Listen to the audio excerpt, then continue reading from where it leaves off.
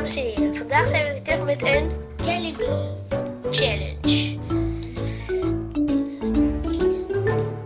Ja, oké. Ja, weet ik ga er ook in kiezen.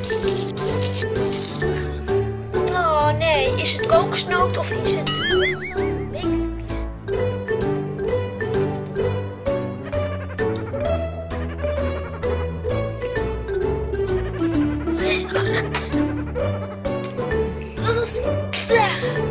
babydoekjes? Oh, babydoekjes. En jij?